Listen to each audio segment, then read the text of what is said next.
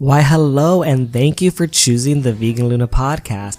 If you came here to listen to influencers, business owners, people that are really making a change in this world and really creating some amazing ideas and amazing inventions, then you came to the right show. This show showcases some of the top people in the world that are making an impact, whether it's the environment, whether it's for health, or whether it's for the animals. This podcast is also available on YouTube, Apple Podcast, Spotify, Anchor, Google Podcast, Stitcher, and anywhere else you can find podcasts. Hello and welcome to the Vegan Luna podcast. We're here with a super special individual all the way from the other side of the pond in the UK. His name is Danny Sheppard, and he was a star on the reality show Veganville, and I really want to talk about that for a minute because that was a really interesting show for a lot of people. I think that it helped spread the message and spread the vegan growth and say like, hey, we're here, like here's a reality TV show, this is what we're about. And I like that it brought four very different people. Oh, five, yes, you're right, there was a fifth edition into a household where everyone was so unique and so different. I mean, you had like a really heavy animal rights activist, you had people that were more for the environment, people that were really focused on health, and it was super cool to see how you guys work together to really help share the message and, you know, help make the little town you guys were in a little bit better of a place. So what I want to ask you is, what was it like working on that show and with some of those people? What was your experience like? Yeah, I mean, hello everybody. Pleased to meet you all. Great to meet you. Yeah, it was a very scary pre-filming because I didn't know what to expect. They give us a very vague outline about what we were going to be doing. We never met anybody before we actually met each other, as you saw on the show. So we didn't know who we were meeting, no idea whatsoever. But it was very scary at first, but once we got into the flow of things, it was an amazing journey, and it was great to be in a household with four other vegans. Very inspirational and really enjoyable as we got into it, and we sort of relaxed and got used to having cameras in our face every 5 minutes. So yeah, it was a really cool experience. Well worth it. Yeah, for sure. I could imagine, like, because something like that is more ongoing, like they're kind of recording every moment, right? It was probably awkward, like with the cameras around and everything, and I could imagine having to take a minute to get used to that, because all your private times aren't quite as private. I mean, it wasn't total. I mean, we did get days off, and some of us did things while we relaxed at other times. But yeah, we had to get mic'd up in the morning. You can imagine getting up in the morning, and there's 3 camera crews, 3 sound, 3 runners, 3 producers, all there in the morning. So, but everything was as it was. There was nothing staged. There was nothing set up. The only things that were set up were the people we were going to meet, but there was no script. Everything was left as it was, and things developed as they were. I mean, a lot of things got cut out. We met people and they didn't use it, but the whole experience was, in the end, great. And over 2 million people watched it on BBC One, and I think over 250,000 watched it on the iPlayer, which is online. But the fact that it went on mainstream TV and the biggest broadcasting channel in the UK meant it was there in front of people to watch, because online, of course, you've got to search it out. You've got to go and look for it. But this was in the faces, and 2 million people sat down and watched every episode. So the reach was amazing. I mean, at the gym, I got recognised a couple of times, and that was strange because you got people sort of looking at you like that, and I'm like, what's he looking at, you know? Yeah. And it was really weird, because it's like, normally in Oldham, where I live, it's like, someone's looking at you like that, you're ready for a fight, you know? So, and then he come over and say, that Veganville, and I'm like, oh yeah, and then we talk, and yeah. And I've had a really good response from it as well, because I've had messages and people saying you've inspired me, and that is so cool to hear that you've inspired somebody. Even one person is enough for me. Just one person, you know? Yeah, awesome. And then there was another person on the show that was a little bit more popular, kind of like a lot of people knew him, maybe in the animal rights movement, or like the vegan activism world. And it was Joey Carbstrong. So was it kind of challenging working with him? Or, I noticed on the show, like he had a couple like back and forth with a few of the people. So was that a learning experience with working with him? Yeah, because Joey's sound, right? Joey, we went to the gym, we hung out together, we had a good laugh together. But the one thing I noticed about Joey was he's 24/7. At the end of the day, I switch off. But Joey's constantly thinking. It's his profession. I've got my own job to do. I've got other stuff that I do. So I've got to switch off from it. And maybe for my mental health, I've got to switch off from it. But Joey is 24/7. He's constantly thinking about how to approach. That's his calling in life. So, of course, he's not going to switch off. But as far as a person, he's great. He's a really kind, gentle, happy, positive person. And, of course, with TV shows, editing is key. And I got called out on something I said. It shows me saying I went vegan for the environment, for health, and then the animals. But you didn't hear the question prior to that, which was, which path did you take to get to veganism? And that's the path I took. So they weren't asking me which was it, but people assumed I was talking about which is more important. And it's animals first all the way.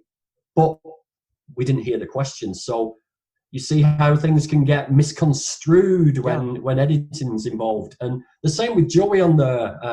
The same with my conversation with the dairy farmer. The BBC have to be impartial. So the BBC, if you say one thing, they've got to have a counter argument, and then that's it. But I hit that dairy farmer with one after the other, after the other, after the other, but they didn't show that because it wasn't an even. So this is the thing we've got to suffer for with it. So, but all in all, I was really happy with it once we got to show it, because we did get to see it before it aired. So we could sort of prepare ourselves for any backlash. But on the whole, it was good. Yeah, Joey for was sure, fun, mate. Yeah. Yeah, I was when I first saw that, I was excited from my standpoint, because at first the only person I knew was Joey, going into watching the show. And for me, like I was telling you before, he made an impact on me because he was probably one of the biggest reasons that helped me kind of start to be active, start to communicate to people, start to outreach and talk to people and share stories and communicate and do the social media stuff. He helped me understand why that was important and why it was important to be active, because when you go vegan and you're not harming animals, that's a great start. That's a really, really good start for anyone to be at, to do your best to not cause harm yourself, but if a lot of people think back to before they were vegan, anyone that is vegan, the reason why you are vegan is because some activists out there, spread a message somewhere. Like for me, like I watched What the Health on Netflix, and that an activist made that film, mm-hmm. And if they didn't make that film, like I wouldn't be where I am today, talking about it, because that's what really kind of flipped the switch for me. So to be honest with you, I was watching Joey on the train down there. I didn't know he was going to be on the show, and I have watched Joey. I've watched Earthling Ed. I've watched James Aspey, and I've learned. That's how I've learned about, and it's evolved in my head. And I've learned why we do this, why we say this, why we say that, why we call them someone, not something. There's lots of little sort of tips, could I say, or ways to put things, language to use that are important, because personalities, everybody's got a personality. We've all got personalities.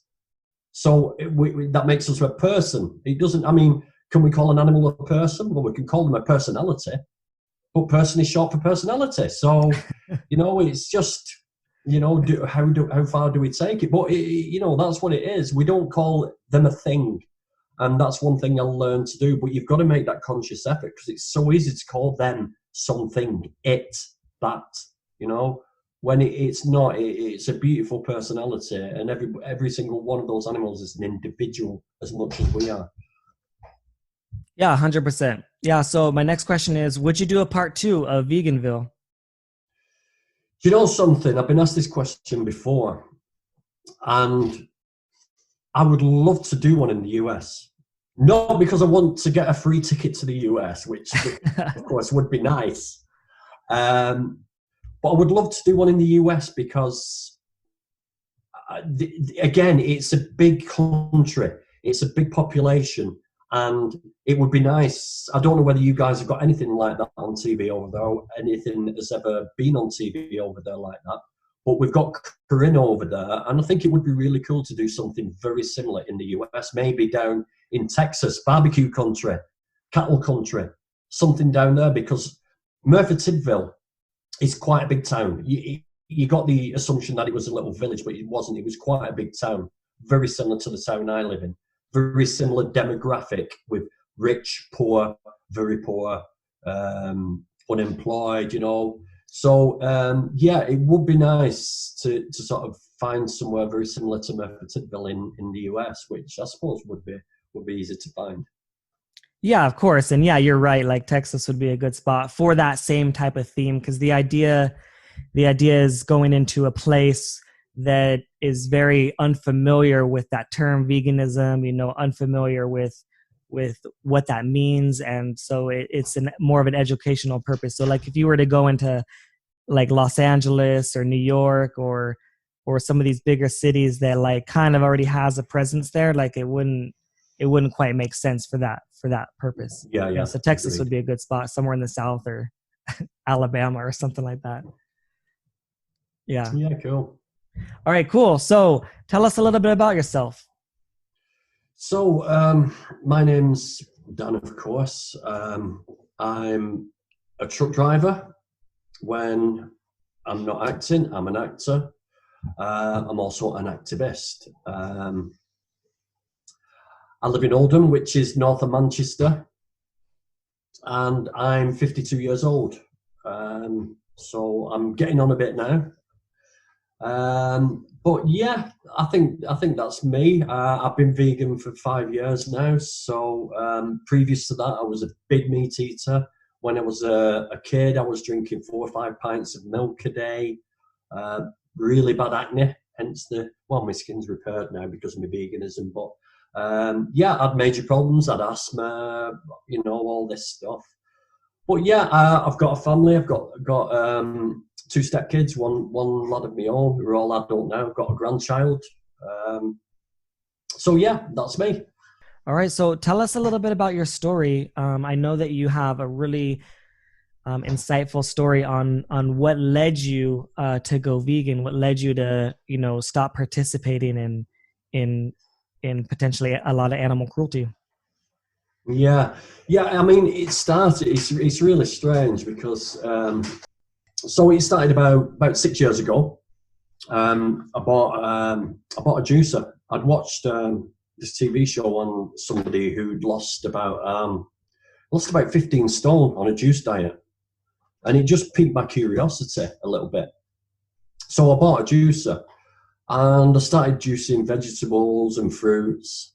And after about 2 months, I noticed that I was feeling a lot more energized. I was feeling a lot more, how could I say, a bit more energetic, a bit more full of life, a bit more vitality. I noticed that my fingernails were like growing like hell. I was shaving my head twice a month instead of like once every couple of months. You know, my hair was growing. And I started Googling the health benefits of different vegetables, and I'm like, what? Cucumbers do what? They can cure a hangover? You can stick a slice of cucumber in the roof of your mouth and it freshens your breath. It's like all these crazy things. Even chili peppers increase your metabolic rate, and you burn off calories by eating chilies. But also, I was getting to an age. I was getting to like 47. My son was 10 years old, And I'm thinking, my God, in 10 years' time, I'll be like nearly 60 years old. And I'm looking at other people of that age, and I'm thinking, look how they are. They're dependent on other people. They're ill. They're hobbling about. They need care. And I didn't want to become one of those people. And I thought, well, how can I stop this, you know? So I started on the plant-based journey at that point, because that made sense. I thought, right. So then I started Googling about meat and about dairy and about eggs and stuff like that. I mean, I was eating 6 eggs a day. In the morning, 6 poached eggs, because I was bodybuilding and I was using steroids at the time. So I was like 16 stone, muscle, and all false, you know what I mean? But that's another story for another time. But yeah, so I'm juicing all these vegetables, and I've started going plant-based. I've reduced my meat content. So I went plant-based to start off with. In fact, I went pescatarian because I still couldn't understand, we can't get protein. Where am I going to get my protein from? I'll keep eating fish because I know there's protein in fish. So I went pescatarian. And at the time, I was working for BT, British Telecom, as an engineer for the internet and all that stuff. And I was working with a girl called Jane. And she mentioned that her husband had gone vegan for a while, and he'd gone back. And she brought me a book in. Now, this guy is a New Yorker, and he's called John Joseph. Do you know the guy? Yeah. And his book was called Meat is for Pussies. Yeah. And so I was a bit dubious about reading this book, because I wasn't into, like, in my head, a vegan was a tree hugger. It was wearing sandals. It was tie-dyed shirts, all this bullshit that you associate with vegans. So I read the book, and it was nothing to do. It was all about the pharmaceutical industries. It was all about doctors. It was all about prescriptions being, all drugs being patented, so that when doctor prescribes a drug, he gets, the pharmaceutical companies get some money. A bit like when bands release an album, they get a cut, you know, they get money. And it's like, wow. So that's why doctors don't tell you to go vegan or plant-based, or they just fix when it's gone wrong. They don't prevent. And all this made sense to me. So one weekend, it was a Friday, I remember exactly what I ate. I thought, right, I'm going to eat this. I'm going to see how I feel. And it was spaghetti bolognese.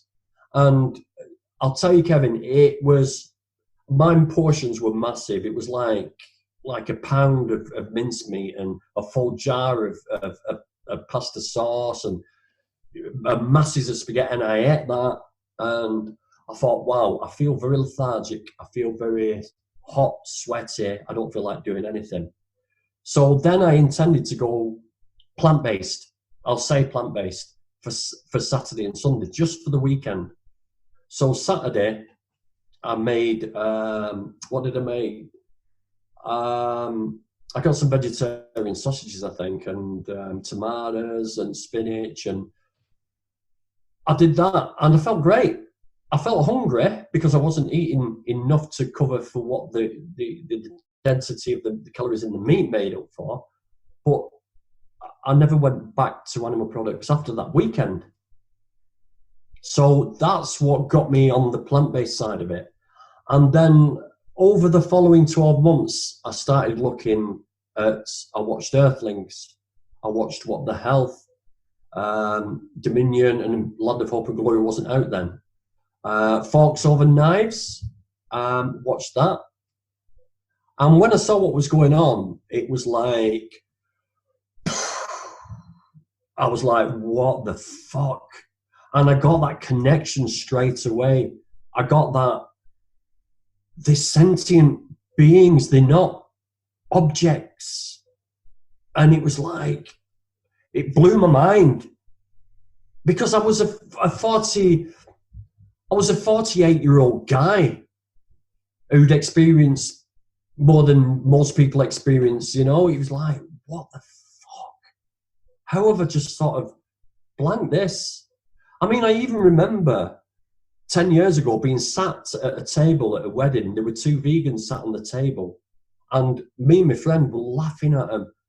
And going on about cavemen and all this stuff and saying how pasty they looked when they didn't. And it just like, wow, it was like my whole life just went in front of me. It was, you know, and it was just really one of those moments where you just think, see in a bit. So you just can't carry on with this. I couldn't do it because I was always an animal lover, always, all my life. I used to bring in birds. Anything I found, I used to bring in and look after. Why didn't I connect it with the sheep, the pigs, the chickens? Yeah. How did we miss it? Absolutely. I want to ask you a question about some of the films that you talked about, and one in particular because it's from the UK. It's filmed in the UK, and that's Earthlings. And a lot of time I hear, because I'm not from the UK, and I've only been passing through London like on a transfer flight, so I'm not familiar with the area or the marketing or anything like that. But a lot of the things I hear when someone talks about animals within the UK and the farming practices is about how high the standards are and about how well they're treated.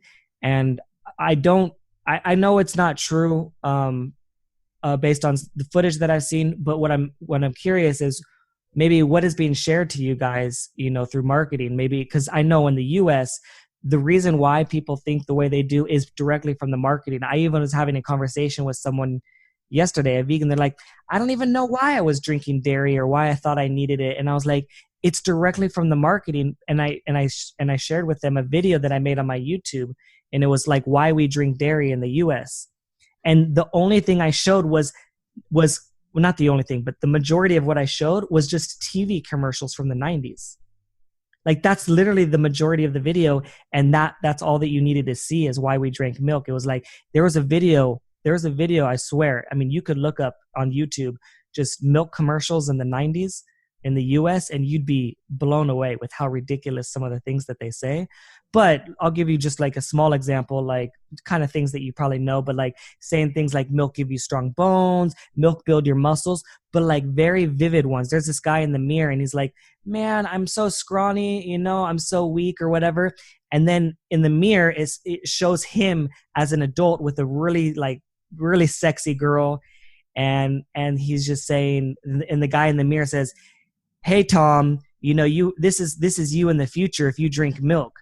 You know, keep drinking milk, you know, and you're going to look like me and you're going to get a girl like this. And it's just like, what? Like these, you couldn't say that nowadays. And it's just what they could say on TV to sell the product was almost anything. It's like anything was fair game. So I'm curious, in the UK, what kind of things are shared about animals and the welfare of farms and UK farming? Because it just sounds like it's better than the rest of the world.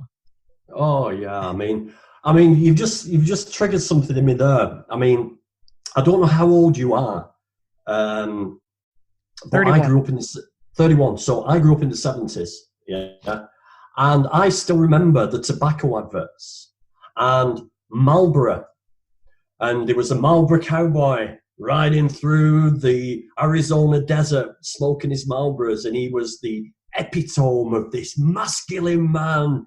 And he smoked Marlboro cigarettes, and it was like this marketing, you know. The F1 was subscribed to tobacco. All the cars have different tobacco logos on them, and the meat industry, the dairy industry, the egg industry are using this exact same sort of model. They use like the Olympics sponsored by McDonald's, by Burger King, by this, by, you know, so they're using the exact same model. But as far as farms are concerned, RSPCA, the Royal Society for the Prevention of Cruelty to Animals, right? They say that it's the gas chambering of pigs is ethical. It's the most humane way to stun a pig, right? A gas chamber. This is the RSPCA, and it's like, what? You know, we've got a thing called the red tractor. And what the red tractor does, it assures everybody that the pigs that you're eating, the bacon has come from pigs that have been in fields, and they've been given Bacardi and Cokes at the weekend, and they're allowed to like play pool in the fields, and they can run around, and they go to the beach on a Sunday and bathe in the sea. It's this fucking... What's their retirement plan like, though? The retirement plan is ace. Yeah, once they hit like 60 years old, they go to like Hawaii to retire, and you know. But this, I mean, we're joking aside. This is what the red tractor does to people. It gives them a false sense of security that their animals have had this beautiful, beautiful life, and they've been dispatched in a beautiful way. They've been put in the gas chamber, and they fall gently asleep, and then they gently cut apart into pieces and put into packages for us all to eat. And I'm getting very sarcastic now because it fucking bugs me. It really fucking bugs me, this whole thing, because people believe this bullshit. They believe it. And I can't believe people fall for it. Intelligent people as well, not just the dumbasses out there. Intelligent people, but mind you saying that, I suppose they want to believe it because they don't want to face up to what they're actually doing, what they're actually paying for with the money. You know what I mean? I'm getting very annoyed now because this whole thing sort of gets me right here. Yeah, I don't like happy cow. We see a lot of happy cow. We have, you had Ruth on another podcast, and she mentioned the milk is cool. I was watching a TV advert about cheese strings, which is not just cheese, but some sort of lab-grown sort of stringy cheese, and it shows this young girl diving into all this, and it's marketed at kids. Cheese is marketed at kids. It's queso morphine, fucking morphine, smack, heroin. Queso morphine's being pushed to kids. It's like, what the fuck, you know? Yeah. Let me cool down a bit. Yeah, for sure. It makes you really upset, and it makes you question, and it makes you, I mean, once you've seen it, what you've seen, you can't unsee it. Like, I was having a conversation with someone yesterday, a new vegan, and I love the way they're so amazing with their activism.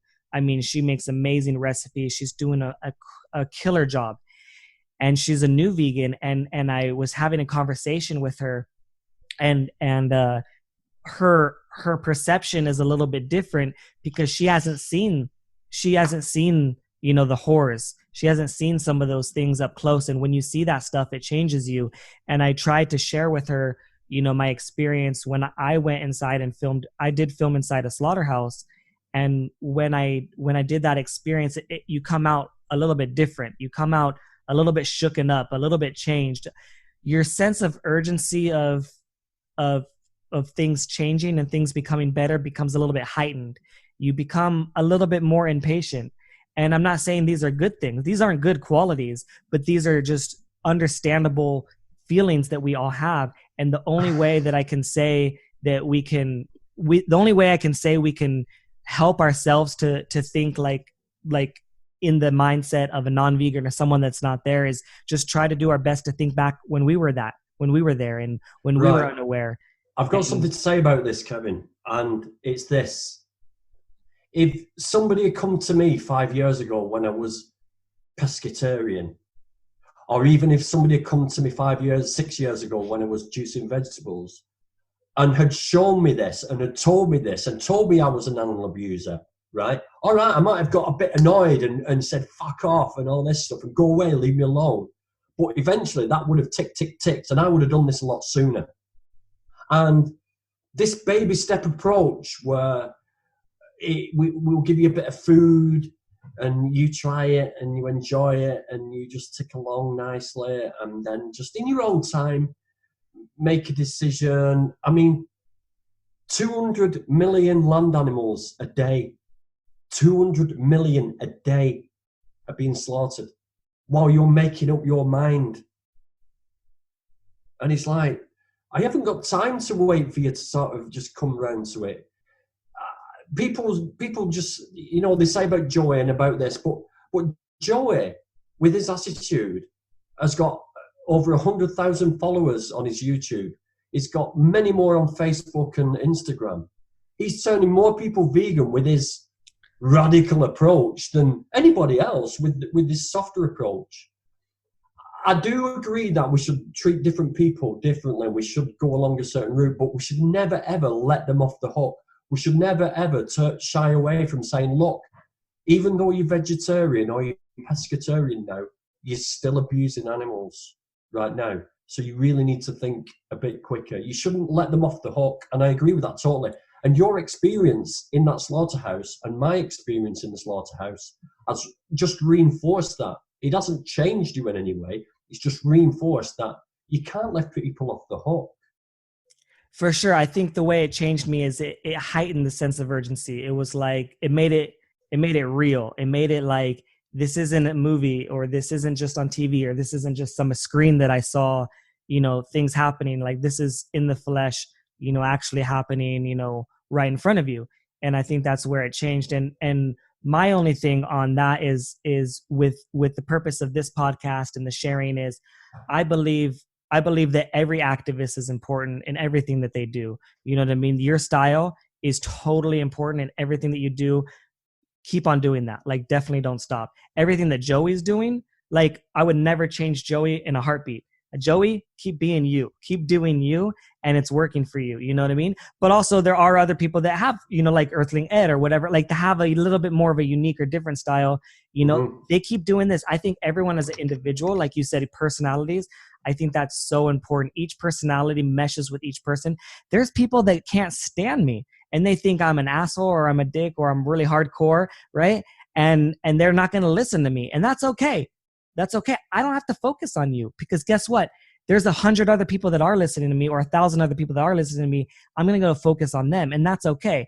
And guess what? Those people that weren't listening to me, maybe you reach out to them. Maybe your style and your way connects with them. And I think that each person is unique in their own way. And I like to do my best to celebrate those styles or those unique styles. And maybe it motivates someone to really push toward that style. They see, they might listen to you and be like, you know what? I want to go act. I love acting. I want to start doing that. I'm going to find out how I can get on a TV show as well. Or I really want to be an actor, or, it reminds them or remotivates them. And now they go start taking some classes or start recording themselves on YouTube or whatever, making some skits. I think that, the thing is as well that I noticed, I mean, my first ever, I got a role because of my HGV license. I got a role on, not a role, but a background role as a specialist driver on Jurassic World: Fallen Kingdom. That was what got me into acting. I went on set and I thought, wow, I want a part of this. But what I've noticed is that, and this has been going on for a long time, is that there's always a really good few vegan options on the menu when you work on these projects. Every single production I've ever been on, there's always been an amazing vegan option. So, and also actors, there's a lot of actors who are vegan, and it's empathy, because you've got to, as an actor, you've got to put yourself in the shoes of another person. Yeah. And feel what they feel and go through what they feel. So it should be the next logical step to be able to put yourself in the position of the animal. But then again, there's a lot of actors who aren't vegan, but they've never had anybody say to them, put yourself in that position. They're not exposed to it. You need to be exposed to the reality before you can make that next step. So it's very important to get out there and reach as many people as possible.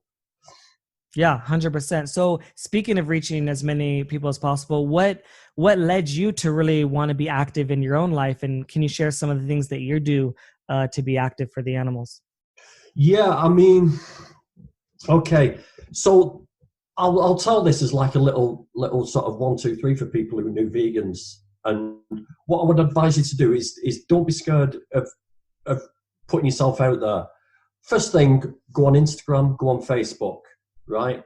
Put vegan posts on, right? And you will get people coming at you, right? And they will ask you questions and they will make statements, right? Unresearched statements, right? If you can't answer that question, just go away, research it, and then come back with the answer.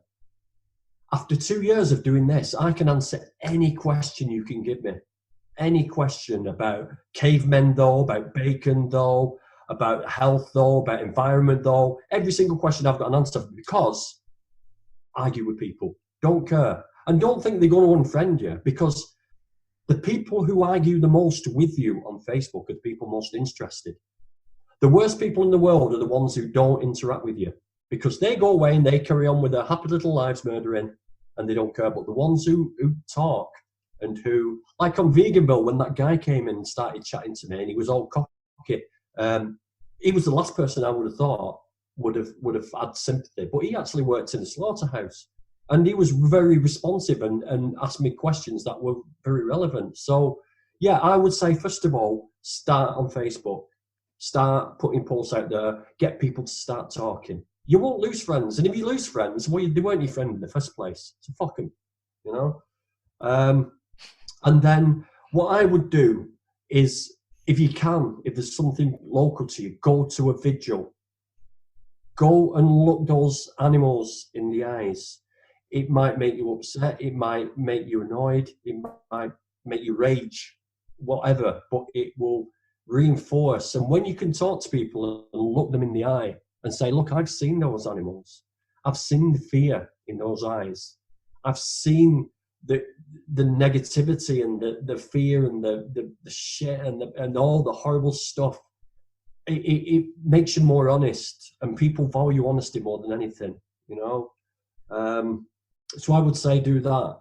And because of Veganville, I thought, well, I'm going to get a lot of attention. So instead of taking all this attention, I'll start a channel. So I started my channel, which is Grumpy Vegan Grandad.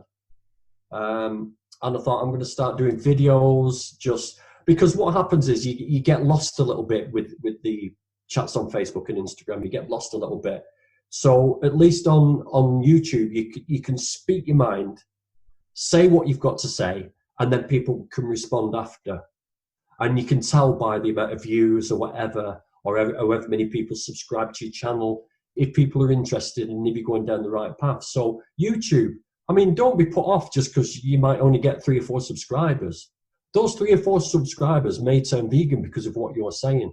You've saved thousands of animals' lives by making those 5 people go vegan. So do a YouTube. Do some lives on Instagram. Do some videos on Instagram. There's loads you can do. Go and talk to people. When I go to the gym, I see these guys who have got really obese and fat. And they're in the gym and they think that running 20 minutes on a treadmill, they're going to drop 15 stone, right? And I'll go sit with them. I'll say, do you want me to tell you about something that will help you lose weight and you can eat as much as you want? And of course, they've got to think, well, you can eat as much as you want and lose weight. And then I say, well, it's a whole food plant-based diet. It's basically a vegan diet. And they either switch off and don't want to know, or they go, really? And I say, oh, yeah. I mean, you might have 4 rashers of bacon and a couple of chicken breasts. I said, but that'll fill your stomach about that much. I said, you could have a pound of sweet potatoes, which would take you all day to eat. And that is even half the calories of, you know, so there's lots and lots of ways. Even your parents, or even older people when they get to 50 to 60. My mum was the most anti-vegan person you could imagine. She could not understand why, because she'd fed me and she sort of brainwashed me as a kid into this way of eating. I'd eat anything when I was a kid. I was a really good eater. I'm very hedonistic, so I'll try anything. But my mum had a mini stroke. And now all of a sudden she wants to know about this veganism, about this plant-based diet, you know. So there's no demographic. Everybody is fair game. So don't be scared of approaching people. Don't be scared of adverse reaction, of angriness, because people are going to get angry. You're telling people that you've been lied to by your parents, you've been lied to by your doctors, you've been lied to by your government, you've been lied to by the TV adverts on TV. You know, you've been told a lie all your life. You're telling people that. Of course they're going to kick back. but I can guarantee that they're going to walk home and they're going to be like, tick, tick, tick, tick. It's all there. 100%. So tell us about your YouTube channel. What are some things that you share there? Well, what I've done is I've sort of intermingled vegan activism with interviews, with my acting story. I'm just trying to make it a little bit interesting to keep people engaged and be able to get that message out there. I've spoken to world champion kayakers who are raw vegans. Don't go down that road, folks. Research it if you don't ever go down the raw vegan unless you research it well. It's a tricky one. But they are at the top end of their sport. I also do a bit of activism. I do reports on activism. I show the vigils that I go to. And I'm just trying to I'm not doing it for money. I'm not trying to get subscribers. I'm not trying to make money off it. I make my money off the job that I do. I'm not bothered about that. So I swear on there, I curse, I say what I want, because I'm not out to get monetized and to make money. That's not what it's all about. I want to get the message out there. And I'm just me. I just speak from the heart. I don't rehearse anything. I just go straight into it. And yeah, come on board, have a look at it. If you don't like it, don't come back on. If you like it, subscribe and take a look at the other stuff I've done. Yeah, awesome. So is there anything else that maybe you want to share that you didn't share to the audience, or maybe there's one big thing that you want to reiterate? No, I think that's about it. I mean, I've got my Instagram page. You want to take a nosy at that? It's Danny-Sheppard. Have a nosy at that. Anybody out there can reach out to me, give me a message. I will answer. I'm not one of those that just doesn't answer. Please don't ask me for recipes or vegan foods. Just Google. This is the easiest thing in the world, right? If you're not vegan yet, right, just find your favorite food, like, I don't know, shepherd's pie or cottage pie. Put vegan in front of it and 1,000 recipes will pop up. Yeah, that's so true. And sometimes, I mean, even though, I mean, a lot of us know that, sometimes I got to remind myself to just say exactly what you just said, because it is the easiest. And the thing is, like, it's like kind of like recreating the wheel. So many people have done it already, you know, and probably done it better than me, that it is just better just to take a recipe from someone that's already done it like 1,000 times. Yeah, definitely. I mean, it's one of those things you don't, people think that vegan food, you'll suffer, right? We've come on a long way. When I went vegan 5 years ago, I really had to work at it. I was happy that I was a good cook and I did create things. But in these last 5 years, it's amazing now that I've just been shopping now and I brought home hoisin duck with pancakes. I brought home burgers, sausages, chicken, tandoori chicken, sauces. I brought so many things home that are just there with a big V. Big V, right there. Just look on the back. It's so easy to do. And it's junk food. There's plenty of junk food out there for you. There's plenty of enjoyable food. I mean, come on. A brown piece of animal body part on a plate and you think that's eating. I've got a dead cow on my plate. I'm living the life.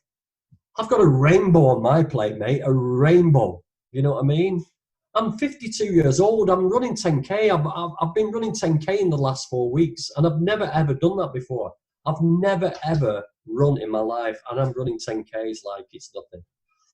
Yeah, most people think that you lose something when you go vegan, but most vegans that I talk to, just like you, what they say is that they eat so much more different things that they've never had before. They've had many different foods that they never even knew existed. And they find out that there's just a whole nother world of food out there that we just haven't touched. Because if you look at most people like that aren't on a diet, that aren't thinking about anything like that, they eat about an average of like 7 to 10 different things total, like different like meals, like 7 to 10, and they just kind of rotate through all of them. Some people's less, you know, some people might be only 5 different things, you know, and they just consistently eat those things and they don't know anything different. And once you start trying all these different things, especially if you enjoy food, like I can tell, like you do as well, Love muffins. you just really want to try that new thing. You want to try something new. You love trying something different. You don't get stuck on the same old things. And most people also say that they wish they knew sooner. They wish they knew about this information sooner.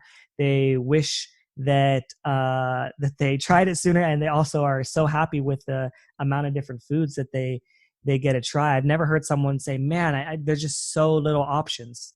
Unless they're in like a really, really tough area. And I know because yesterday I was talking to someone on TikTok. I do a lot of activism on TikTok, and I was talking to this girl from in the comments, and she's from Saudi Arabia.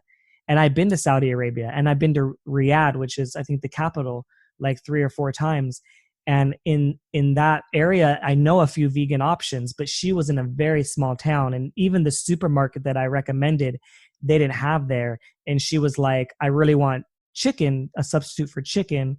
And I really want like a substitute for dairy milk. And that's really hard to find there. And she's right. And it's true. Like it is. I recommended to her to make it in your home, and she's like, oh, I don't have time. And I recommended, if you don't have time, make it in bulk and freeze it. You can make your plant milk, or you can make a plant-based chicken from scratch, from ingredients in the supermarket, and freeze that, and that'll save you a lot of time. And she seemed very appreciative of that idea. And but I think that that's just another example of, like, there are some people that do really want some of those things, and they are having a little bit harder of a time, but there is kind of ways to go about it still. I mean, you've just reminded me of when I was auditioning for Veganville. I can't tell you about the process, but I had to do some self-tapes. But I was in Turkey on holiday. Now, trying to get vegan food in Turkey is like banging your head against the wall. They understand vegetarianism very, very well, but they do not understand veganism. But I found this one little cafe where his wife was English. And I explained to her, I says, look, I'm vegan. I said, and she went, right, okay, I get that. So she had a word with the husband. And my God, he loved it. Because he was sick of doing the same old. He was making amazing dishes for me. Every day he said, Danny, tomorrow I will make you a chickpea curry with aubergine and spinach. And wow, he loved it. He's even on Happy Cow now. So, but Turkey was a big no-no. So I really do sympathize with the girl in Saudi. I mean, I've been to Abu Dhabi and Dubai, but I wasn't vegan at the time. So I wouldn't know what the situation is. But yeah, amazing. But there is some places where you've really got to research before you visit.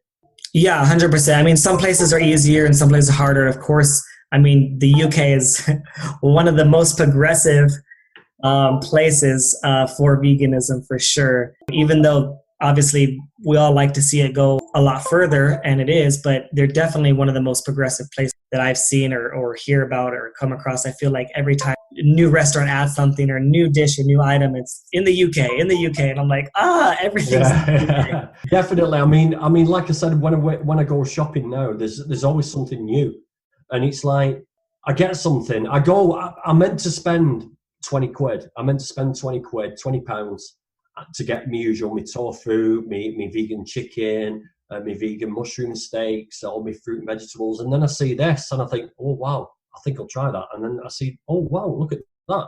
I bought some crisp breads, like pizza crisp breads. Them are brand new. I bought them. I've doubled £80 I spent today. And it's like, I only went in to buy a few things. And it's like, it's just constant. Honestly, you need to come to this country. You need to come and live here just to be vegan, mate. Honestly. Yeah, I'm gonna visit for sure. That's definitely in the plans. All right. Well, it was a great talking to you. I had a lot of fun, and I hope you had a lot of fun. I can't wait for people to get a chance to see this and get to hopefully interact with you and follow you. Is there any places specific that you really want people to follow you? Please go on YouTube and look for Grumpy Vegan Grandad. I'm the only one on there. It's not hard to remember because I'm grumpy, I'm vegan, and I'm a granddad. So please look, please subscribe, please have a look at what I do, and please give me suggestions if there's anything you want to know about, anything you want to ask me. I will go out and do a video just for you. Believe me, I love doing it. I love spreading the word. So please come on board and come and give me a subscribe. Awesome. That's great. Well, we will see you soon, and I'll let you know as soon as this is available so we can share it to everybody, okay? Brilliant. Thank you very much. It's been great talking to you. And I hope to come over and do a Veganville in California soon. So yeah, that would be awesome. Let's see if you can organize it. Get onto the TV channels and say, look, hey, look, they've got some big followers here. Let's do that. I'll see what I can do. See what I can do. All right. Take care, brother. Thank you. Thank you guys for listening to the podcast. Please, please, please make sure that you guys share this with anyone that you think will find this interesting, and also make sure that you guys are subscribed, because I can see a lot of you guys are listening, but you aren't subscribed. So please subscribe, and also don't forget to go to my website where you can leave comments and see more content at veganluna.com.